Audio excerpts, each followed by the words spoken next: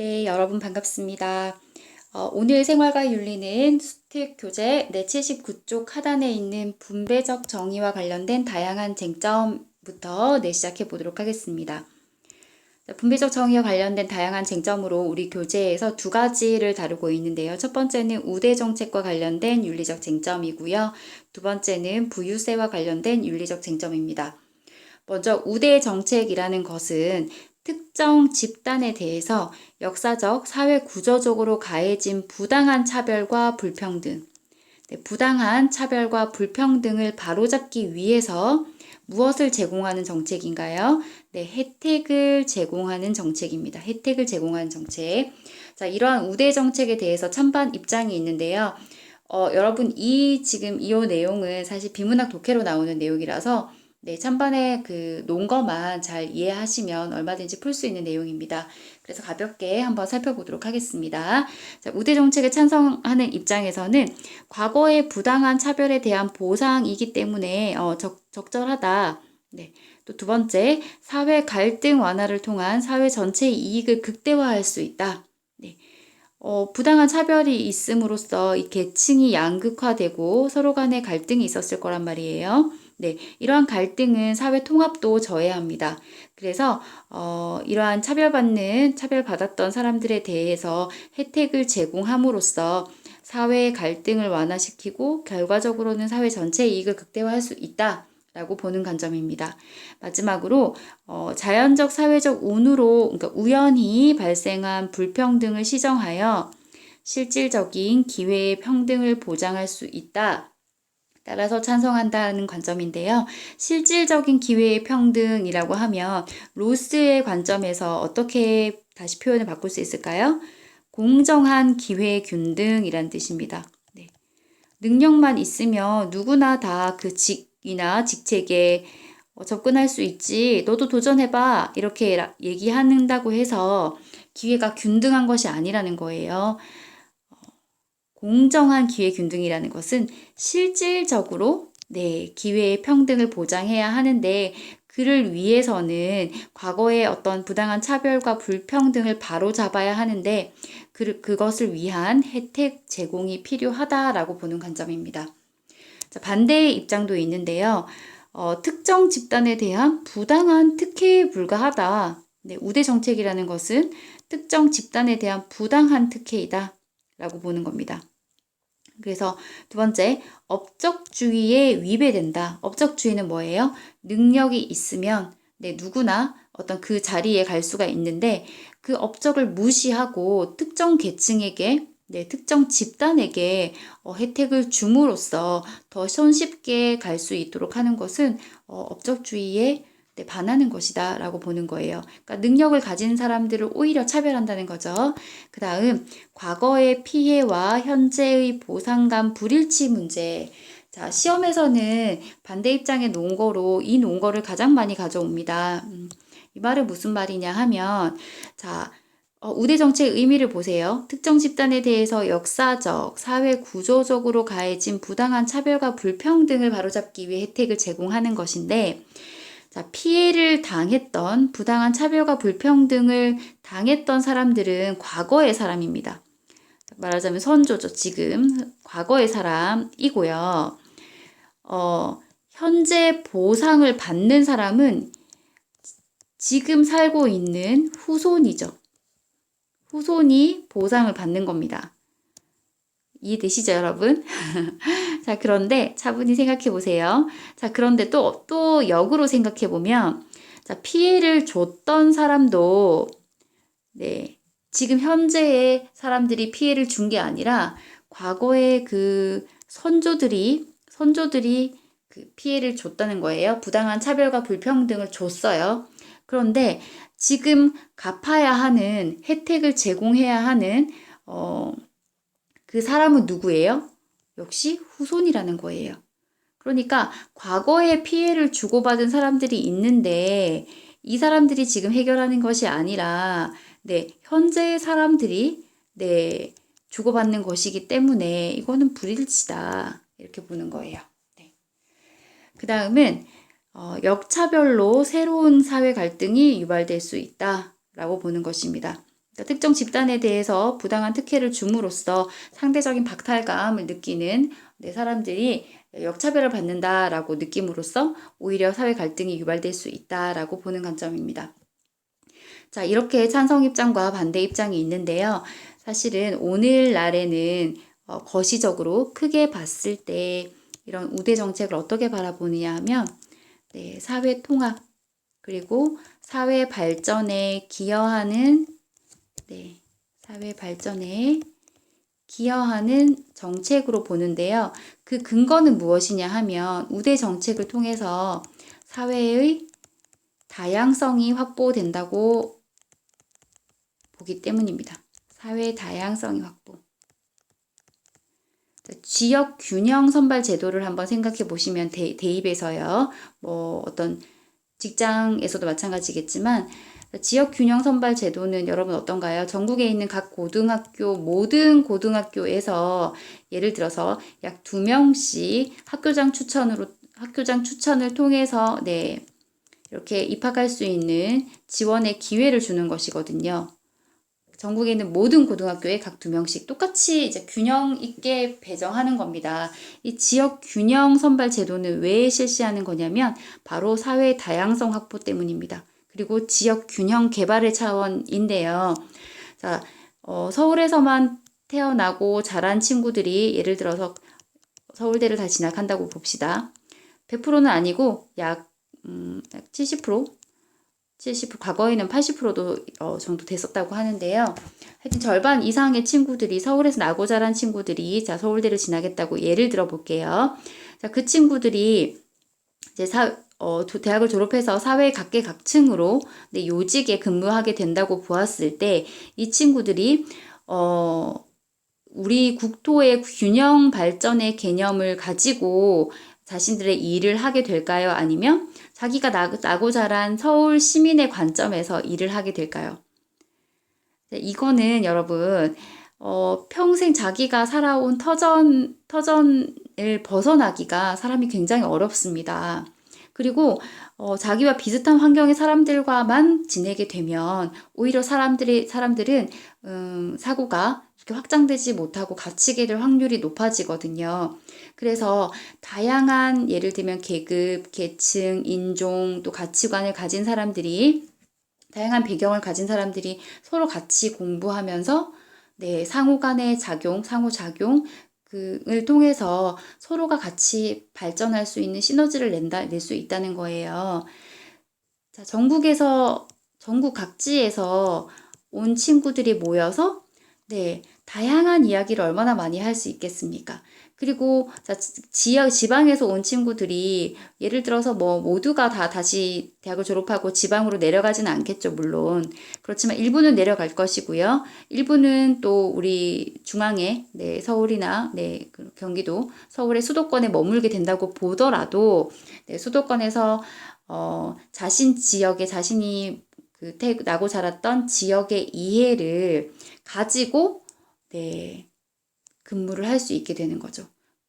그러니까 이 사회 다양성 확보라는 것은 국토 균형 개발의 관점에서 사회 통합과 사회 발전의 관점에서 굉장히 중요한 가치입니다. 그래서 우대 정책을 실시하는 것이 다양한 사회적 어떤 약자들, 과거에 피해를 입었던 사람들을 이렇게 혜택을 줌으로써 이들과 함께 같이 공존할 수 있는 그러면서 사회 다양성을 확보하게 되는 그런 기회가 된다는 점에서 오늘날에는 많이 공감대가 사회적으로 형성되어 있는 관점입니다. 자, 두 번째는 부유세와 관련된 윤리적 쟁점인데요. 자, 부유세라는 것은 일정액 이상의 자산을 보유하고 있는 사람에게 비례적으로 또는 누진적으로 세금을 매기는 것을 의미한다라고 되어 있습니다. 누진세라고 부르기도 하죠. 누진세라고 하시면 여러분 재산을 가지고 얘기한다고 하면 부동산을 가지고 얘기한다고 하면 예를 들어서 얘기할게요. 자, 1억부터 3억에 해당하는 집을 가지고 있는 사람에게는 과세율이 예를 들어서 5%다. 그런데 3억 이상부터 뭐 10억 사이에 뭐 부동산을 가지고 있는 사람에게는 뭐 7%의 세금을 매긴다는 거죠. 그 다음에 10억 이상, 뭐 20억까지다. 그러면은 뭐 9%. 이런 식으로 많이 가진 사람에게 더 많이 세금을 매기는 거. 누진세, 전기요금도 마찬가지입니다. 전기요금의 구간이 있는데요. 자, 이만큼 쓴 구간, 이만큼의 구간에서는 예를 들어서 전기를 1만큼 사용했을 때, 전기 그 사용 단위를 선생님 잘 모르겠네요. 죄송합니다. 1만큼 사용했을 때 예를 들어서 100원이다.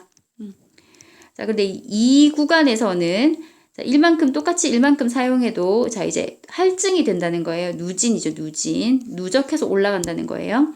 150원이 된다. 자, 이 3구간에서는 똑같이 1만큼 사용해도 200원이 된다. 이런 겁니다, 여러분. 이해되시죠? 더 많이 사용할수록 세금을 더 많이 내게 되는 그런 구조를 자, 이제 비례적 혹은 누진적으로 과세한다 얘기하는데요. 자, 부유세에 대한 찬반 입장은 이렇습니다. 찬성 입장은 부의 재분배를 통한 불평등을 해소할 수 있다. 그래서 세금을 돈을 많이 가지고 있는 사람한테는 세금을 많이 걷어서 이 많이 걷은 세금을 어떻게 써요? 네.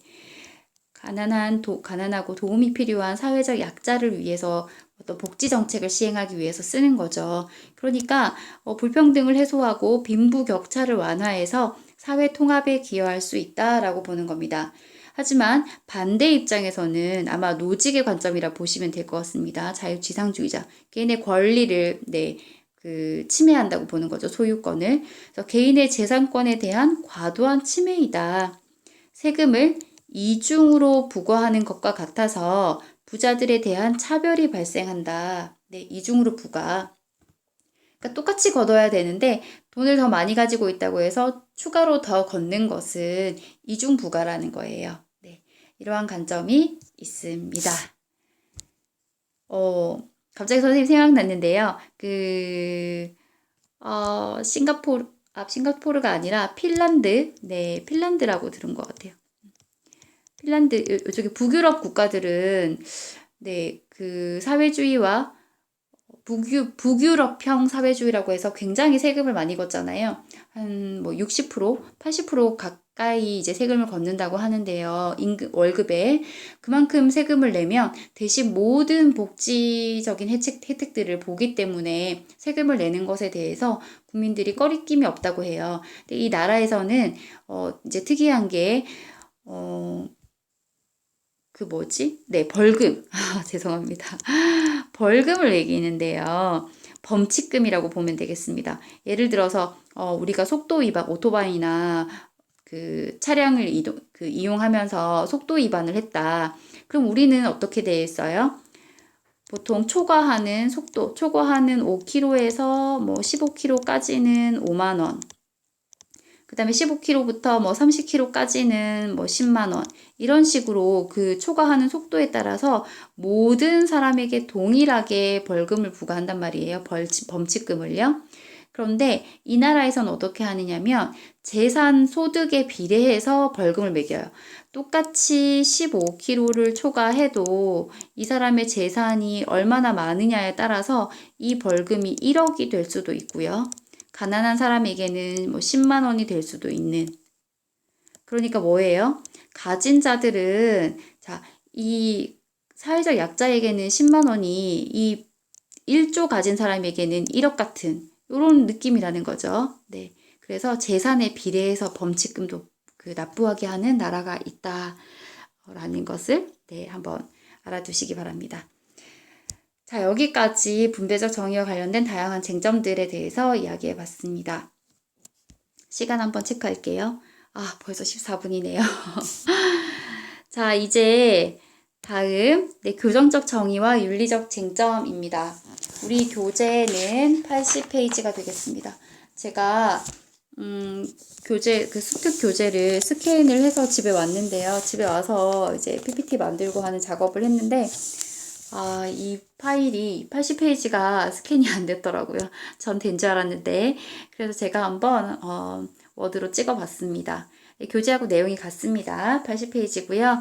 자, 교정적 정의라는 것은 우리가 아리스토텔레스가 제시한 네, 정의의 구분을 통해서도 이미 내용을 알고 있습니다. 손해와 손실을 회복시키거나 범죄 행위에 대해서 처벌함으로써 불균형과 부정의를 바로잡는 것이죠. 그래서 아리스토텔레스는 교정적 정의에 어떤 비례의 동등성을 추구한다고 했나요? 산술적 비례였죠. 네, 손해 끼친 만큼 보상해 주는 것.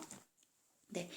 자, 그래서 여기 부분에서는 우선 처벌에 대한 교정적 정의의 관점을 살펴보고요. 자, 일반적인 관점이죠. 처벌에 대한 관점을 살펴보고 그 다음에는 사형제도와 관련된 사형제도 처벌 중에서도 사형제가 있죠. 네.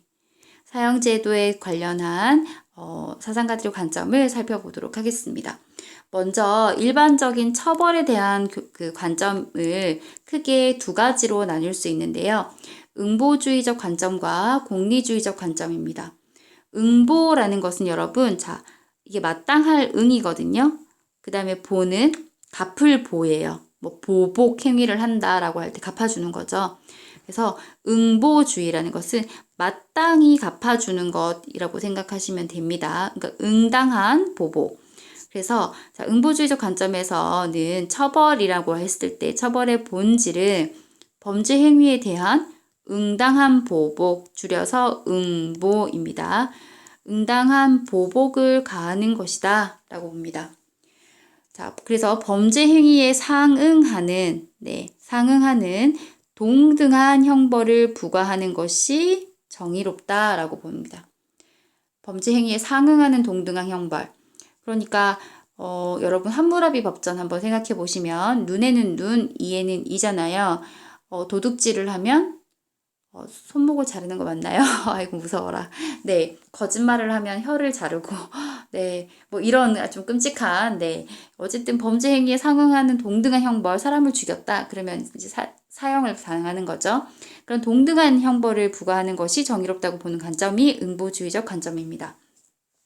그래서 응보주의적 관점에서는 범죄 행위에 대한 범죄자의 개인의 책임을 굉장히 강조한다라고 보시면 되는데요. 문제점은 이런 응보주의의 관점은 보복하는 데 관심을 두기 때문에 범죄 예방에 도움을 주지 못할 수 있고 전과자의 사회 적응이 어려운 문제점이 있다라고 하는데요. 이걸 정리하면 다시 한번 표현해 보면 응보주의적 관점은 범죄 예방과 범죄자에 대한 사회 교화, 범죄자 교화. 다시 표현해 볼게요. 네. 네.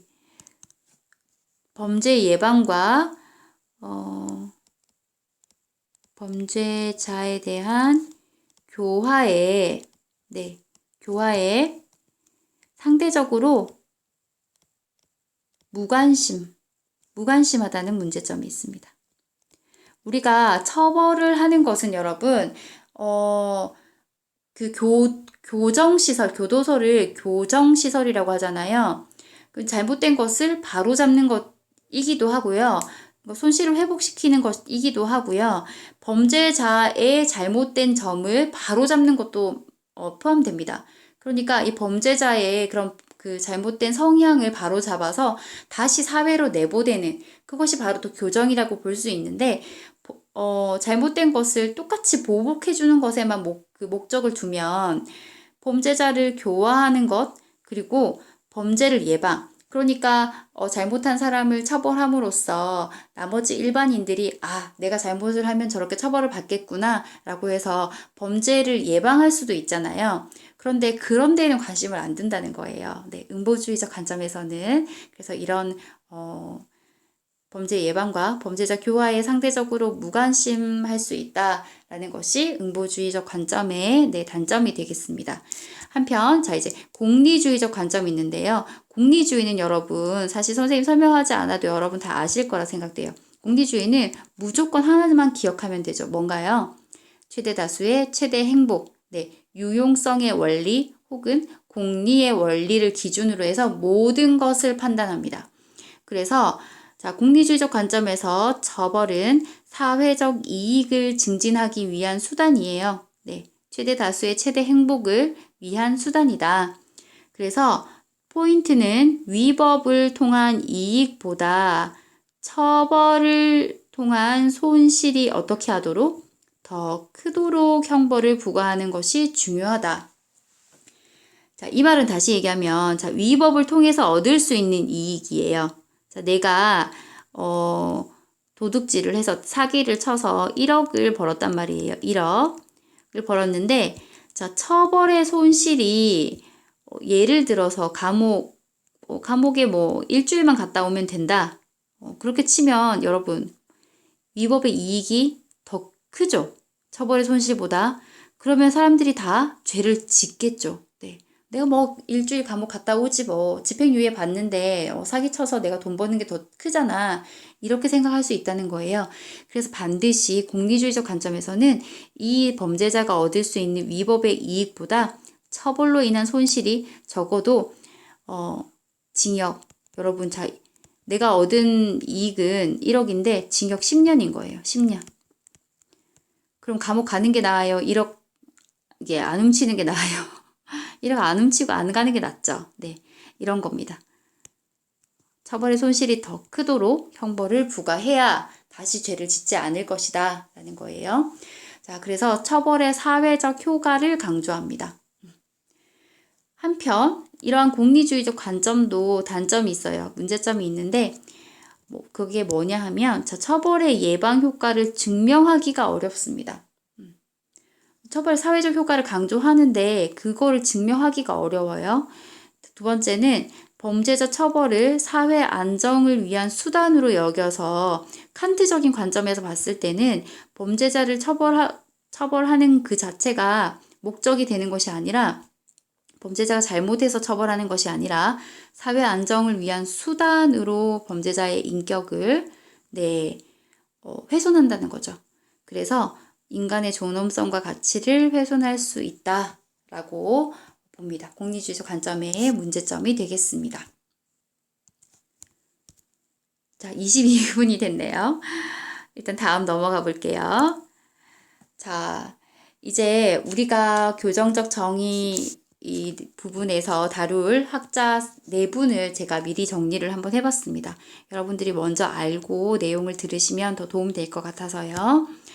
자, 우리 교재에 있는 순서하고는 조금 다른데요. 제가 연대별로 정리를 해봤습니다.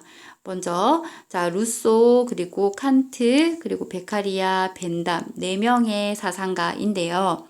자, 연대를 보시면 먼저 태어난 순서대로 제가 정리를 했어요. 루소와 칸트는 사형제도를 찬성하는 입장이고요. 루소는 응보주의, 이제 칸트와 동일합니다. 응보주의적 관점, 그리고 사회 방위적 관점을 가지고 있어요. 사회 방위적 관점 뭐냐면 사회 계약론, 자, 루소는 사회 계약론자이기도 하거든요. 우리 다음 강에 가면 이제 공부하게 될 겁니다. 그래서 사회 계약론적인 관점에서 처음에 사람들이 그 개인으로 떨어져 있었던 사람들이 우리 사회를 구성하자라고 계약을 맺어서 형성된 게 사회라고 보는 관점이 사회 계약론인데요. 이때 계약을 할 때 이 계약 당사자들이 어떻게 합의를 보냐 하면 자, 이 사회라는 공동체에 자신의 생명에 대한 박탈권을 양도했다는 거예요. 생명 박탈권을 양도해. 무슨 말이냐? 사회를 결성할 때 그 결정의 목적이 우리 생명을 이 사회라는 공동체가 우리의 생명을 보호해주는 그 조건으로 내 양도를 아니지. 죄송해요. 내 사회를 계약하는 거예요. 사회 형성을 계약을 하는데 만약에 누군가가 우리의 생명을 위협하게 된다면 그의 생명을 어떻게 해야 돼요? 그를 제거해 주는 게 이 사회 공동체의 역할이 되는 거예요. 나머지 개인들의 안전, 생명과 안전을 보장하기 위해서. 이해되시나요? 네. 그래서 만약에 역으로 생각한다면 나의 생명을 해치려고 하는 이 어떤 사람이 있어. 네. 이 사람이 나의 생명을 해치려고 하는데 그럼 어떻게? 이 국가, 이 사회가 이 사람을 제거해 줘야 된단 말이죠. 이 위험한 사람을. 자, 그러면 생명 박탈권을 국가가 가져야, 공동체가 가져야 되잖아요. 그렇죠? 그래서 모든 사람이 계약을 할 때 내가 만약 누군가의 우리 구성원의 생명을 위협하는 사람이 된다면 국가가 나의 생명을 박탈해도 좋아 라고 생명 박탈권을 양도했다고 보는 것이 루소가 생각하는 사회 계약론적 관점입니다. 네. 그래서 누군가 살인을 저질렀다 하면 사회 방위적 관점에서 응보주의, 마땅히 사회 방위적 관점에서 바로 이 사람이 살인을 저지른 순간 이 사람은 적으로 간주가 돼요. 국가의 적으로 간주가 되어서 이 사람을 제거하거나 혹은 추방시켜야 되는 거. 우리 사회에서 외부로 추방시켜야 한다라고 보는 게 루소의 관점입니다. 그래서 사형제도에 루소는 찬성하는 관점입니다. 뒤에 가서 더 자세히 볼게요. 지금 개괄적으로만 설명드리겠습니다. 자, 칸트는 응보주의적 관점에서 사형제도를 찬성하는데요. 곧 바로 이어서 보겠습니다. 베카리아와 벤담은 공통점이 공리주의적 관점입니다. 사실 벤담은 베카리아 또 외에 다른 사상가들도 있지만 베카리아의 그 사상에서 공리주의라는 힌트를 얻어서 공리주의를 창시하기도 했습니다. 그러니까 공리주의라는 말을 가지고 창시한 건 벤담이지만 그 사상적 기초를 제공한 것은 베카리아다라고 보시면 되세요. 그래서 같은 관점, 공리주의적 관점을 가진다라고 이해하시면 됩니다. 자, 이렇게 해서 4명을 살펴볼 텐데요. 우리 교재에서는 지금 칸트와 벤담을 엮어서 설명하고 있고요. 루소와 베카리아를 사회계약론적 관점에서 비교해서 설명하고 있습니다. 그래서 저도 오늘 칸트와 벤담을 먼저 살펴보도록 하겠습니다. 시간이 27분. 자, 보겠습니다. 자, 칸트는 먼저 자료 플러스 내용을 보면서 여러분 제가 설명해 드릴게요. 처벌에 대한 칸트와 공리주의적 관점입니다. 자료 플러스를 제가 스캔이 안 돼서 아주 유사한 자료를 가져왔는데요. 조금 표현이 다를 수는 있지만 같은 내용입니다. 같이 보겠습니다. 자, 사법적 형벌은 결코 범죄자 자신이나 시민사회를 위해서 어떤 다른 선을 촉진하기 위한 한낱 수단으로서 가해질 수는 없고 오히려 그가 범죄를 저질렀기 때문에 항상 그것 때문에 그에게 가해지지 않으면 안 된다. 무엇이요? 사법적 형벌이요. 사법적 형벌은 그가 범죄를 저질렀기 때문에 그에게 가해지지 않으면 안 된다. 어떤 자신이나 범죄자 자신이나 시민사회를 위해서 다른 선을 촉진하기 위한 수단으로서는 가해질 수 없다고 보는 거예요. 자, 여기서 다른 선은 무엇일까요? 범죄 예방이라든가 좀 전에 공리주의적 관점에서 설명 잠깐 했는데요. 범죄자 교화,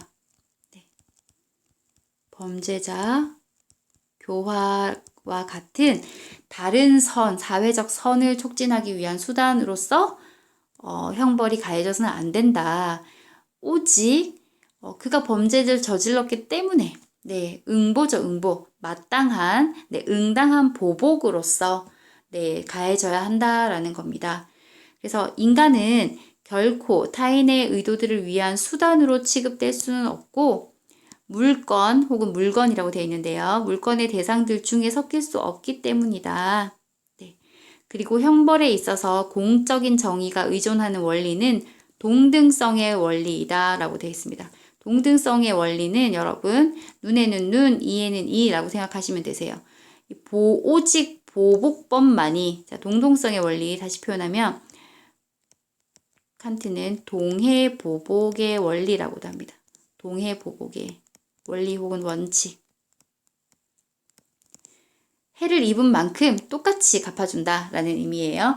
동등성의 원리 그런 의미입니다. 그래서 오직 보복법만이 형벌의 질과 양을 명확하게 제시할 수 있다. 그러므로 그가 살인을 했다면 어떻게 해? 죽어야만 한다. 그는. 자, 이게 바로 칸트의 그 사형제도 또 그 외에도 사법적 형벌, 처벌에 대한 칸트의 관점을 아주 극명하게 보여주는 제시문이 되겠습니다. 칸트의 저서 윤리형이상 정초라는 책에 나와 있는 글인데요. 자, 사형제에 대한 칸트의 관점을 다시 뽑아보면 이렇습니다. 응보주의적 관점에서 응당한 보복, 응보주의적 관점에서 살인자에 대한 사형은 정당하며 사형 이외의 형벌은 정의에 부합하지 않는다. 왜 그래요? 동등성의 원리에 벗어났기 때문입니다. 살인이라는 범죄는 가장 극악무도한 범죄인데 동등하게 처벌하려면 사형밖에 없다는 거예요. 생명을 뺏은 것은 그의 생명을 내놓음으로써 갚을 수 있는 건데 그 이외에 다른 어떤 처벌을 받는 것도 사형만큼 정의롭지는 않다. 정의에 부합하지 않는다는 겁니다. 그래서 사형은 살인자의 고통받는 인격을 해방하여 인간의 존엄성을 실현하는 것이다 라고 봅니다. 여러분 이해가 안 되실 거예요. 칸트는 분명히 인간의 인격을 어떻게 하라고 했습니까? 단지 수단으로 여기지 말고 무엇으로 대우해라? 목적으로 대우하라고 했습니다. 자, 그런데 칸트는 사형은 살인자의 고통받는 인격을 해방해서 인간의 존엄성을 실현하는 것이래요. 다시 말하면 살인범의 그 범죄자의 인격을 수단으로 여기는 것이 아니고 사형하는 것이 범죄자의 인격을 목적으로 대우하는 것이다 라는 얘기입니다. 어떻게 되느냐 하면 살인을 저지른 사람은 자신이 저지른 범죄로 인해서 굉장히 그 인격적으로 고통받는다는 거예요. 칸트가 봤을 때는. 그래서 그의 고통받는 인격을 사형이라는 그 처벌을 통해서 고통에서 해방시켜 준다는 겁니다. 그리고 또 어떻게 인간의 존엄성을 실현하는 것이냐라고 하면 칸트는 인간을 어떤 존재로 봤어요? 모든 인간은 이성을 가지고 있죠. 자율적이고 합리적인 존재입니다. 그래서 이 자율적인 존재가 스스로 선택한 행위에 대해서 책임지게 하는 것이 그의 인격을 존중하는 일이다라고 보는 거예요. 그러니까 자신의 행동에 책임질 수 있도록 해주는 게 바로 그의 인격을 존중하는 것이다 라는 관점에서 살인자에게 사형이라는 벌을 내리는 것은 그의 인격을 존중하는 것이다 라는 칸트의 생각이 나옵니다. 이해되시죠? 그래서 칸트의 그 관점을 정리하면 응보주의적 관점이고요. 형벌은 다른 선 어떤 선? 범죄자 예방, 범죄자 교화, 범죄 예방. 다른 선의 수단이 아니다. 무엇이다? 형벌은? 인간의 존엄성을 실현하는 것이고 또 수단이 나왔을 때 공적 정의, 공적 정의 실현의 수단이다 라고 하면 맞습니다. 공적 정의는 어떻게 실현되는 거예요?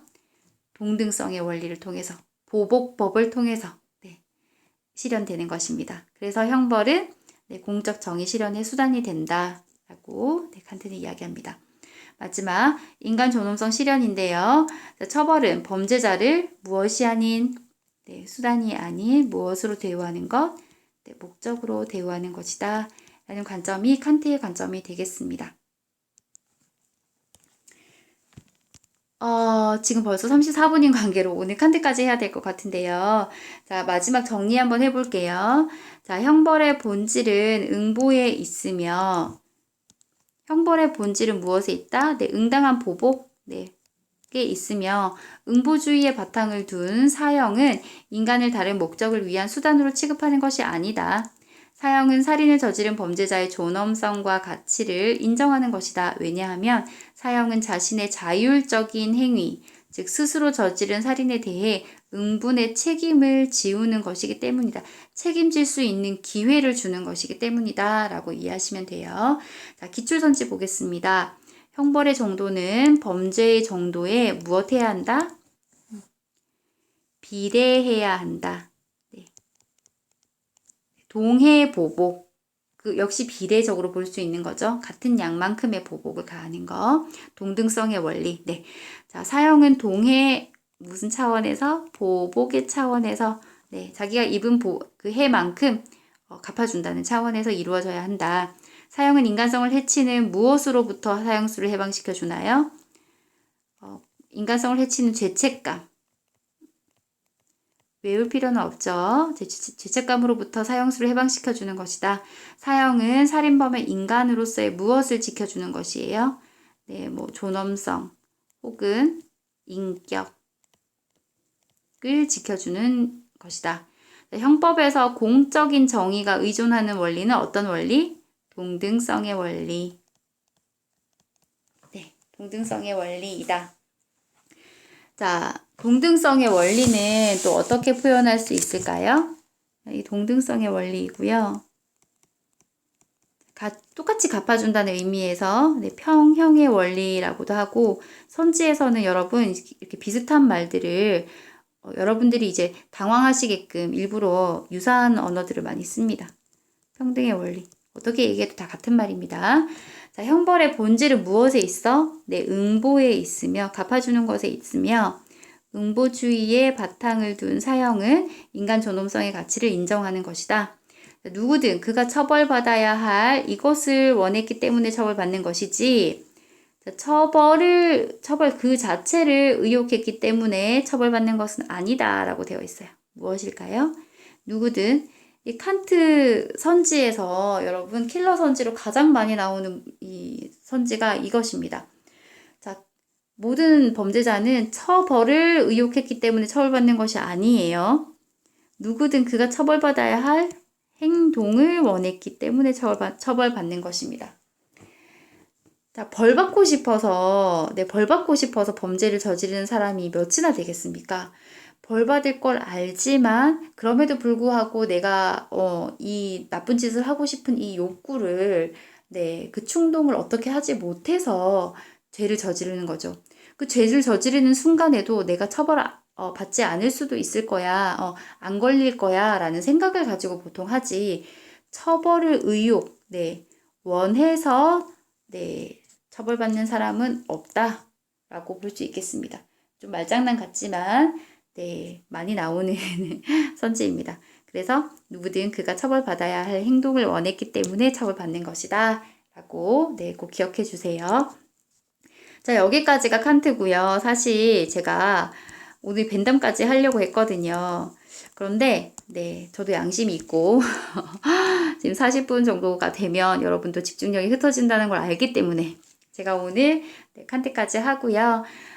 내일 다시 다음 시간에 벤담과 또 루소 베타카리아를 같이 이어서 해보도록 하겠습니다. 자, 오늘 수고 많으셨습니다. 여러분 감사합니다.